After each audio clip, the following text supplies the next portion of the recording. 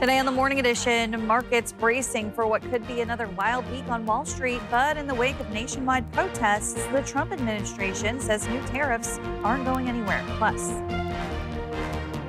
investing in our education supports a strong economy and will help keep families stay here. Dress red for Ed. Hundreds gathered in Anchorage over the weekend demanding action on education, what they're asking for, and how lawmakers are responding. And later, she's one of our newest ones, Shakira. She didn't know that she could cluck like this. Needles, yarn, and a whole lot of heart and a little humor. How one knitting shop is bringing comfort to thousands, one emotional support chicken at a time. The Morning Edition starts now. Good Monday morning, everyone. Thanks for waking up with us today, and we're waking up to some snow outside. Yeah, we are. We're seeing that transition back to some winter weather across South Central, and we are talking about the potential that we could see some accumulation. What's going on is we do have that active weather remaining with us through the Gulf of Alaska. In addition to that, we've been dealing with some colder conditions that have been spreading across the state, and that's why we're waking up this morning to some of that light snowfall, which is already leading to a light coating of some of that accumulation. We're currently sitting at 29 degrees. We could hold on to some breezy conditions across parts of South Central throughout the day, and temperatures also going to be noticeably cooler throughout the afternoon hours. 26 in Eureka, 34 in Golcana. Notice that light snow from Anchorage into the valley across parts of the Kenai, while areas of Prince William Sound largely expected to stay all rain throughout the remainder of today. Now, we could see some localized areas of wintry mix out towards Whittier, but most of Prince William Sound will remain all rain showers throughout the remainder of your Monday as we continue to hold on to this active weather. Notice inland areas. This is where we're seeing that light snowfall. Now, as temperatures warm today into the mid to upper 30s, we will see a gradual transition to some wintry mix, which will eat into the amount of snow that we'll see across parts of South Central. But keep in mind that we will see the potential for a couple of inches of accumulation here over the next couple of days. So snow showers this morning, transitioning into some wintry mix throughout the afternoon hours. We'll see those temperatures warming into the mid to upper 30s throughout the afternoon, so noticeably cooler weather to be expected. And looking at that snow total forecast, those higher elevations of the mountains, this is where we'll pick up most of the snowfall. Notice from the Anchorage Bowl into the valley, we could pick up a few inches. Of course, this is largely depending on when we'll see that transition into some wintry mix, which will eat into the amount of snow that we'll see. But take away here over the next couple of days through at least the middle of the week, as we could see a few inches of that snow accumulation. Temperatures, though, set to warm back into the mid-40s or low to mid-40s later this week. I'll have more on that in that 7-day forecast for you coming up. What's going to happen with the market, I can't tell you, but I can tell you our country has gotten a lot stronger. Americans and U.S. markets are preparing for more tariff turmoil after the next round of levies took effect over the weekend. New this morning, President Trump is not backing down on sweeping tariffs as international markets plunge and American stocks continue to tumble. Naomi Ruckham tells us what to expect from Washington this week as Americans fear a worsening financial crisis. American and international markets have tanked in reaction to President Donald Trump's impending tariffs on dozens of nations around the world. And from Air Force One Sunday, the president said he's not backing off. I don't want anything to go down, but sometimes you have to take medicine to fix something. The president's aides are working to calm fears, saying more than 50 nations have reached out about negotiating to lift the tariffs. We're going to become a wealthy nation again, wealthy like never before. The European Union is now proposing a list of U.S. goods to hit with extra tariffs, which could send prices soaring for products like fast fashion, electronics, cheese, and champagne. The costs of doing business with the United States will drastically increase. Still, the Commerce Secretary says the tariffs will stay in place, adding the president plans to reset global trade. Naomi Ruckham, CBS News, New York. In our In-Depth Alaska podcast, we speak to local financial advisor Al Biss on the fallout of the market drop, tariffs, and how this affects everyday Alaskans. Listen to our full discussion wherever you listen to podcasts. The Treasury Secretary is pushing back against recession fears and the added anxiety for Americans who want to retire, seeing their savings plunge. With many worried, the president isn't taking the issue seriously. People have seen their retirement savings on fire, and there he is out on the golf course. I think they don't look at the day-to-day fluctuations of what's happening. Nationwide hands-off protests over the weekend rallied against the Trump administration's gutting of federal agencies, economic turmoil, and expansion of executive power. Demonstrations were held in all 50 states, including Alaska. Olivia Nordyke reports. Protests across Alaska, rural towns alongside the state's biggest cities. Two major movements, both calling for all 50 states' action on April 5th. Dave Musgrave, an organizer with Matsu United for Progress, says the hands-off movement and 5051 brought out Alaska in a major way. And but there were 16, at least 16, and probably more across Alaska, all the way from Glen Allen, Gustavus, Homer, Ketchikan, the big cities, Fairbanks, Juneau, here in the valley. Organizers called for a peaceful display. The signs speak for themselves. Americans are frustrated with their government. It's scary how many Trump supporters there are right now that still believe that he's doing the right thing when he clearly is not. And I think people are seeing that. They did not vote for chaos. They voted for financial stability. We are not seeing that. Some came to address specific fears and qualms: Medicare and Medicaid, veteran affairs, federal layoffs, abortion access, LGBTQ+ rights. All came in protest of President Trump's administration results thus far, many directly citing billionaire and Doge head Elon Musk as a problem child in the administration's decisions. It's people over billionaires, because that's what we're seeing.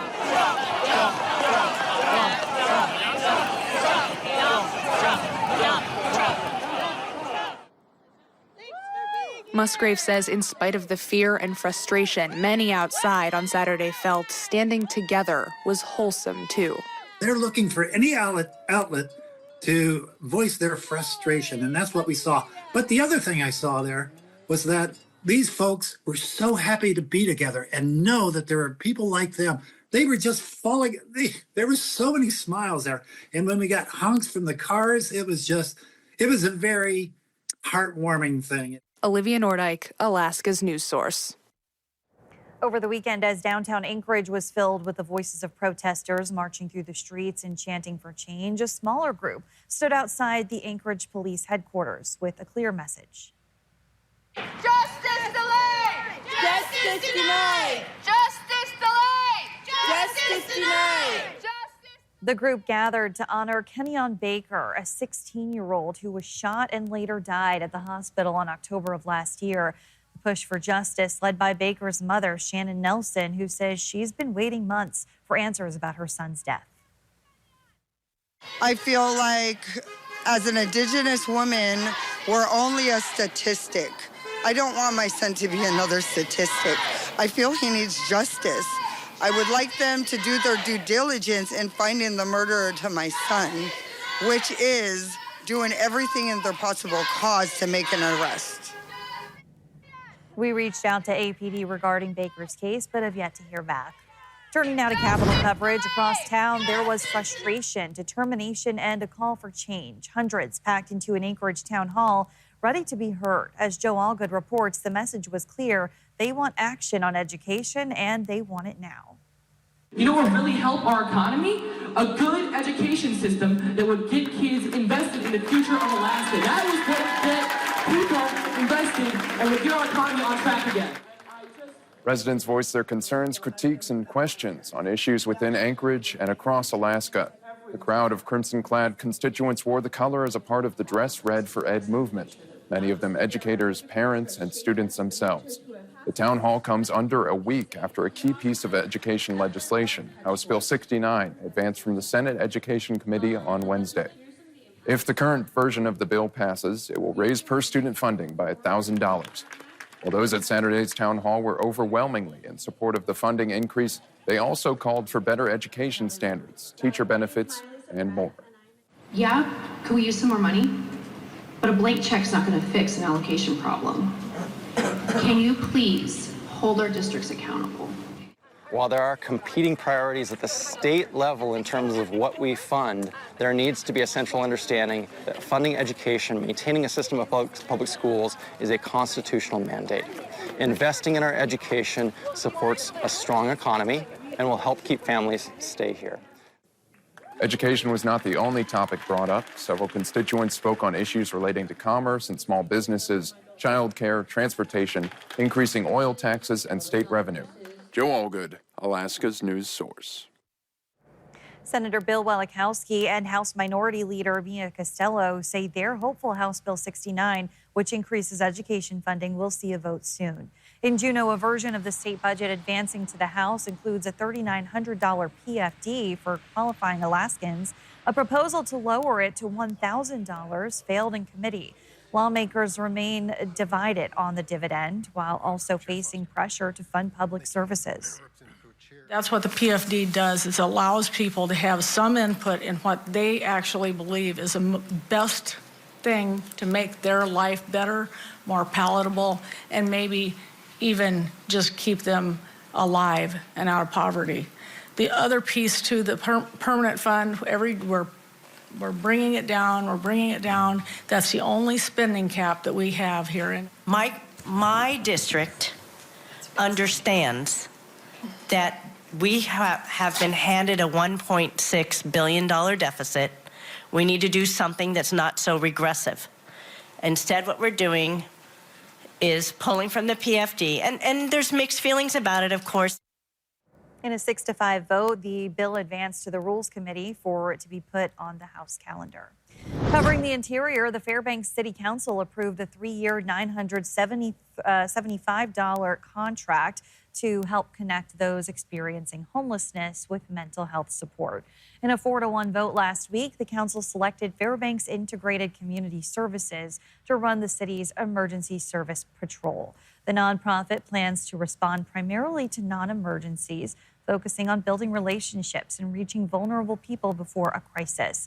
The vote revives a program that had lapsed, putting added pressure on Fairbanks police and fire crews. Especially in the wintertime when people could freeze, I think it's very important that we have this life-saving mission of this contractor to help take care of those individuals that may be homeless, may be on the street because of a family situation. I think it's our obligation as a city to take care of everybody in our community. Councilmember Lonnie Marney said he voted no because of concerns such as unarmed staff responding to emergencies. It's still unclear when the nonprofit will officially begin operations. Up next, a dog on the run in Juneau, and she might be too smart for the trap. Rescued from wildfires, now dodging live traps and cameras. The search to find Jackie and bring her home after the break. Active weather with us across the Gulf of Alaska. We're talking about snow in the forecast. I'll let you know more about that, as well as the 7-day forecast. But first, at sunrise, 7:02 in Anchorage, 6:06 in Juneau. Your full forecast is next. A show of lights from low Earth orbit. NASA astronaut Don Pettit, currently aboard the International Space Station, captured stunning video of a bright green aurora swirling across the Earth's atmosphere. The footage, taken on April 5th, shows the natural wonder in all its glowing glory as seen from 250 miles above the planet. A reminder that even from space, Earth puts on one beautiful show. Look how vibrant that is, Aaron. That is stunning. And of course, we're no stranger to the aurora here, and we are dwindling, or our chances are dwindling as we continue to progress through April, as we're continuing to gain more of that daylight. Even with that being said, we are returning to some winter conditions across South Central. Rain out towards southeast. We've got 29 here in Anchorage, 20 degrees in Fairbanks. Notice as you head through the western interior out towards western parts of the state where we're tapping into some of those cooler conditions. This This colder weather continuing to spread across the state. We're at 1 degree in Nome, 2 degrees in Dead Horse, and then as you head out towards the Aleutians, those temperatures sitting in the 20s and the 30s to start off the morning. Fairly active weather pattern across the state as we're watching several areas of low pressure. Of course, the Gulf of Alaska continues to remain fairly active, and that will be our focus here over the next couple of days with widespread rain expected out towards southeast. We've got some coastal rain while inland areas of south central continue to hold on to those snow showers. Combined with that, we're still holding on to some of those breezy conditions. Winds in Anchorage have been up to 20 miles per hour down through the Aleutians. We've got those winds gusting anywhere from about 20 to 40 miles per hour. So we're still holding on to some of those gusty conditions across parts of the state. Nowhere near those strong winds we did see last week for parts of southwest Alaska and the Aleutians with those blizzard conditions that we did see. And then as that system kind of tapered off, we began to see the return to some colder conditions. And that remains with us today. Notice the bulk of the cold air, the core of the colder air remains off towards the northwest, but we are going to tap into it here across south central, which means we're seeing some areas of snow showers as you wake up, which will gradually transition into some wintry mix throughout the day as those temperatures warm their way back into the mid to upper 30s. But a good portion of the state will tap into some of those colder conditions the next couple of days. So rain continues out towards southeast. We've got coastal areas of Prince William Sound staying some rain, while the Copper River Basin, Anchorage, parts of the Kenai, and into the valley will keep with some areas of light snow showers here over the next couple of days. Of course, as those temperatures warm each afternoon, that's where we'll see that transition to some wintry mix, which will eat into the amount of snowfall chances that we can expect to see. But here over the next couple of days, be prepared that we could hold on to a few inches of that accumulation. Temperatures are warming their way into the mid to upper 30s throughout the afternoon hours. We may see a few locations across south central managing to climb into the 40s, but cooler weather is expected today. Upper 40s, lower 50s across southeast with wet and breezy conditions. Yakutat could see up to an inch of that accumulation with that rainfall, and you can see just how wet it's going to be for the foreseeable future. Daily rain remaining with us with afternoon highs in the mid to upper 40s. Meanwhile, across south central, we've got those areas of wintry mix across the Kenai, 37 degrees in Kodiak with some sunshine. And again, a few locations could manage to warm into the 40s throughout the afternoon hours, 46 in Golcana. The valley seeing those temperatures in the mid to upper 30s. We'll hold on to that potential here over the next couple of days where we could pick up a few inches of snow accumulation. Any areas that do manage to see snow will hold on to less than about 4 inches through the middle of the week. 36 degrees in Anchorage, 37 in Girdwood. So light snow this morning, transitioning into some wintry mix through the afternoon hours. And then you can see those overnight lows dropping back below freezing. So we'll kind of see this back and forth transition between rain and snow here over the next couple of days, Kristen, which is why we'll largely see the amount of snow that we'll see across south central will be dependent upon when we'll see that transition. And hopefully the rain, the precipitation gets sort of some of that dust we have on the streets too. Well, she escaped on day one and she's been on the run ever since. A dog named Jackie, rescued from a wildfire zone in California, is now loose in Juneau. Search teams are using cameras, traps, and as Lauren Maxwell reports, even fried chicken in a relentless effort to bring Jackie home. A rescue group brought the dog named Jackie to Juneau from a crowded shelter in Southern California following the wildfires after learning she might be euthanized to free up space. But Jackie wasn't in her new home very long. She bolted on her first day of adoption and has been on the loose ever since. Searchers have spotted the dog numerous times, baiting live traps with cheeseburgers and fried chicken. But one thing they've learned, Jackie is very, very smart. We don't have it on camera, but we think she was actually going into our trap and not setting off the trigger plate. She was reaching over the plate and eating food and taking it out because we'd have a before and after picture and the food was gone and the door was shut. These are the most recent photos of Jackie, including an infrared camera that's been tracking her at night. At least one animal rescue worker is out every evening trying to earn her trust.